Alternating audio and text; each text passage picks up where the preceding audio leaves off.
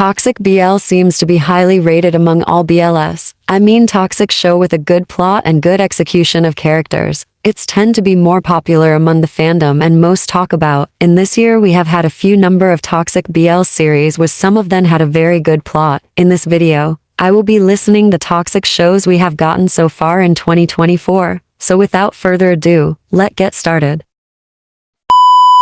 At number 1, Meet You at Blossom. Well, I tend not to pay attention to this series when it first starts airing mainly because it might get banned as it was a Chinese BL series, but it seems the production has collaborated with Thailand and I'm happy for that. This show is one of the best series I have seen in this year so far. I do not know where the main character got their chemistry, but it's just screaming. It tells the story of Zhao Bao, the son of the wealthiest man in the city, who accidentally falls in love with a man thinking it was a woman. Upon knowing the truth, he still insisted that he had loved him and did not think gender should stop their love. It's a very unique show that is dem toxic because upon all the hard and dangerous Hui causes him, he never stopped loving him even when he was hurt. One thing about the show is that the characters' ages were teenagers, and so Zhao Bao thought it was a good idea to take him back. I also couldn't get mad at him for taking him back because of how cute they were. But the truth is Hui is a psychopath and he is just a red flag because he is abusive and obsessed at the same time possessive of who he almost killed. If that is not a red flag, then what was that? A lot of fan rooted for their happy ending, but actually I am rotting for Zhao Ba peace of mind because he just got caught up with a crazy man he can't unlove. It can be watched on IQIE and YouTube with 12 episodes.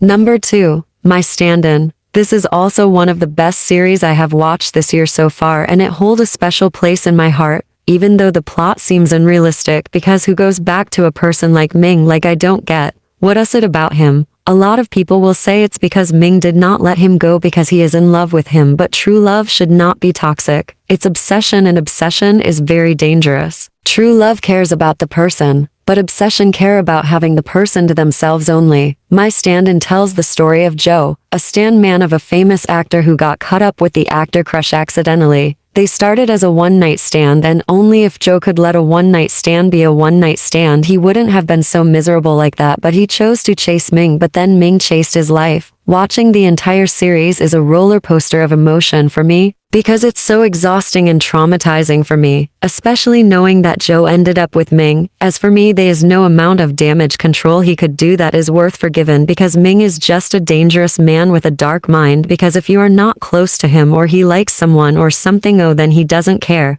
Seeing him turn into a green flag toward the end of the book just show how obsessed he is and he will do anything it takes to keep Joe to himself. It doesn't necessarily mean he has changed, but he couldn't just stand losing. He could not take no for an answer, and he always likes to win, so then he could do anything to win him over again. My Stand-In can be watched on IQIE with the total episode of 12.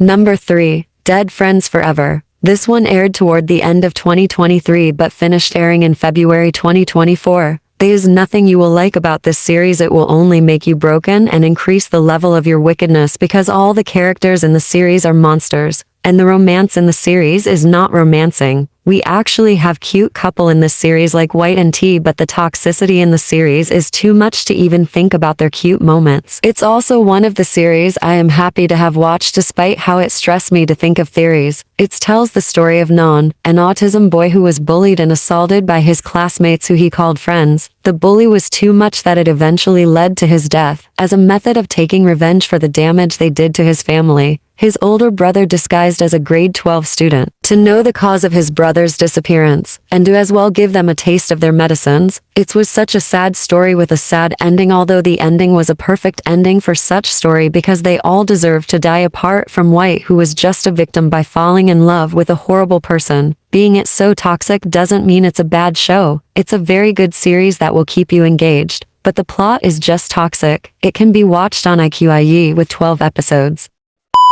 Number 4, Love Syndrome: The Beginning. Honestly, I won't recommend this to anybody because to me it's a total waste of time. I don't enjoy watching it. I just could watch it because it was a movie. If it was a series, I will have dropped it since episode 1 or 2, and I was actually anticipating for this one when it has not been released internationally, but it shocked me for being so bad, just like Love Syndrome 3. Bad plotting, bad acting, zero chemistry, it's just a zero. It's tell the story of It and Day from Love Syndrome 3. how they meet and what lead them to being hooked up with each other. It was the beginning of it and day story. It pretty much makes the story more clearer, but it's just a toxic show. In fact, I was screaming while watching it. The only thing you can see there is the toxicity between the characters. It also has multiple sexual assault scenes, which I hate for real. If you love extremely toxic shows, then here you go. It can be watched on WeTV with the duration of 1 hour 30 minutes.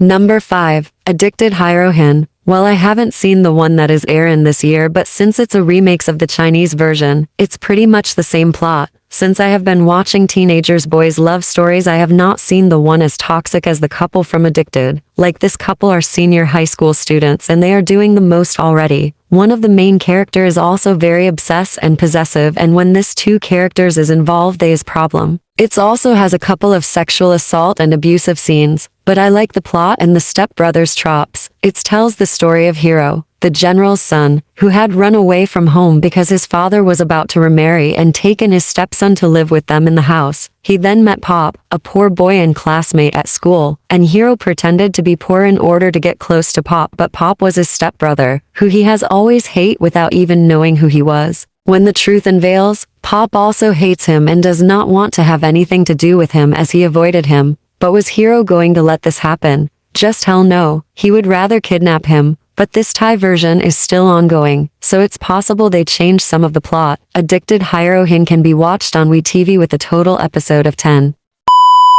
These are the toxic show we have gotten this year so far. Aside from 2024 toxic show, here are some of the shows from the past years that are also very toxic, just in case you haven't seen them or you are new to a BL world. Fallen Rook the series. This is one of the most toxic BL series have seen so far. When you are looking for a wired toxic couple, the one from this shows is just top notch. The way the two of them physically assaulted each other and console each other and end up in bed together is just amazing. Like, this couple are wildly toxic, and it's not one of the main character that is toxic. The both of them are just as toxic as each other, and what surprised me the most is that they managed to end up together. In fact, they are the cutest toxic BL couple that are perfect for each other. Fallen Rook tells the story of Fallen, who had a one-night stand with Sherbert and he became obsessed over him. He refused to let Sherbert be while Sherbert stand, as it will only be fun between them. A one-night stand turned friends with benefits, and they could not just get enough of each other because they are wildly obsessed of each other. Watching this series, if you are not careful, you will think toxic relationships end well because of how they portray their love. Fallen Rook can be watched on YouTube with a total episode of 12. Next on my list, Only Friends the series. Only Friends also have one of the most toxic and exhausting relationships in BL series, but it is one of the BL series I enjoyed watching last year. It's tell the story of group of friends that attended a school together, finding love, growing and working together has a great changes in their life as they manage their differences. Only Friends also have one of the most toxic relationships I have seen in BL so far. The three main couple are toxic even if there is no physical assault. The friendship is also kind of a toxic one, but they do well by removing the one causing the problems in the friends group. Only Friends can be watched on YouTube with the total episode of 12.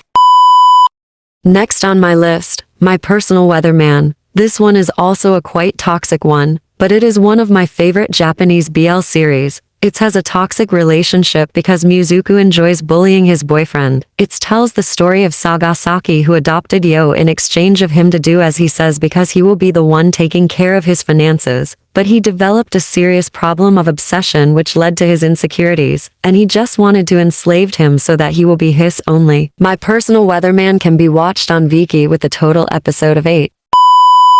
And then we have I Told Sunset About You. This is my best BL series of all time, but it's just sad that it has one of the emotional draining relationships in BL series. It tells the story of Te and Oia, who were best friends to enemies and then to lovers. This innocent two-looking characters look so much harmless, but they really made me cry a lot. I Told Sunset About You can be watched on Netflix with the total episode of 5. If you are also looking for some other toxic BL to watch, here are some I recommend. Big Dragon the series, My Beautiful Man the series, Love Syndrome 3 the series, Unforgettable Night the series, Playboy the series, Love Mechanism the series, History 1 Obsessed the series, History 3 Trapped, dangerous romance, and lastly, we best love fighting. Which of this 2024 BL series did you enjoyed watching the most? And which other 2024 toxic BL series I missed out? Let me know in the comments section. Thanks for watching that it, and see you in the next one.